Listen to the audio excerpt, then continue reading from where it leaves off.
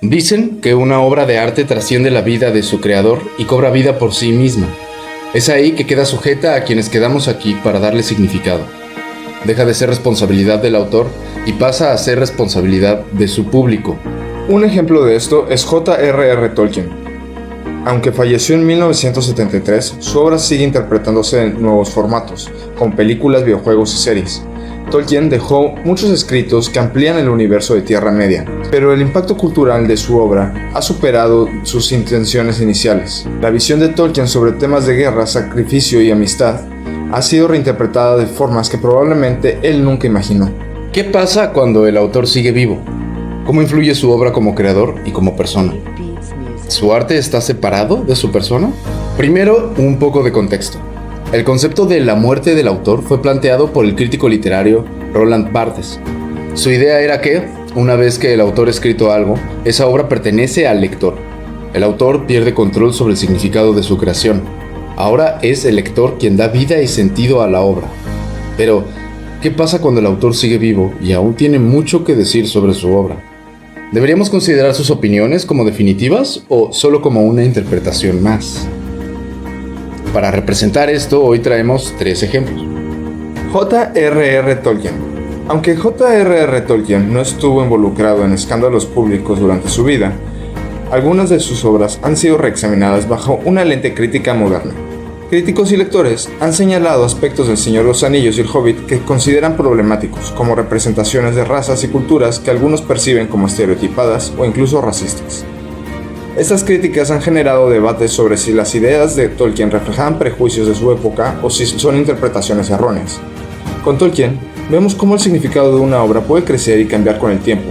La interpretación del público ha hecho que Tierra Media sea algo más que un simple mundo de fantasía. Es un reflejo de la humanidad.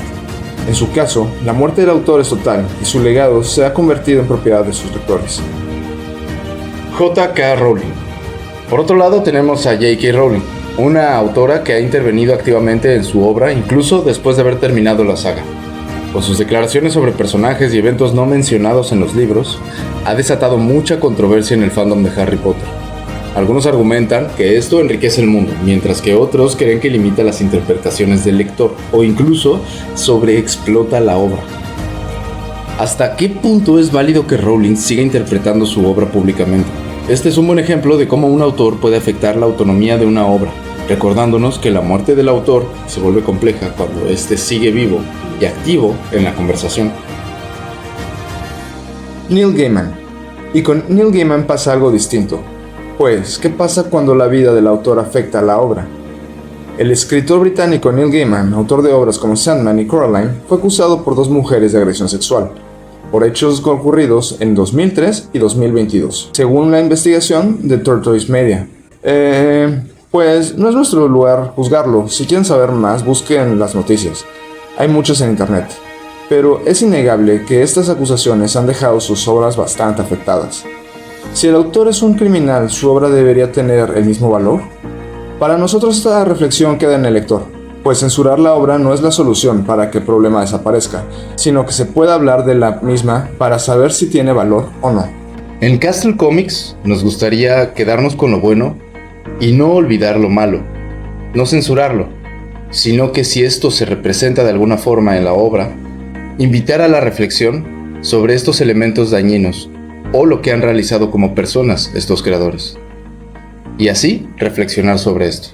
Si te gustó, no olvides darle like, comentar y si aún no lo haces, suscribirte a nuestro canal. Si quieres conocer más sobre este universo, sigue los links en la descripción para leer los cómics que ya hemos publicado. Igual que este contenido es completamente gratis, así que nos harías un gran favor si lo compartes con algún amigo. Y nos vemos solo por Castle Comics.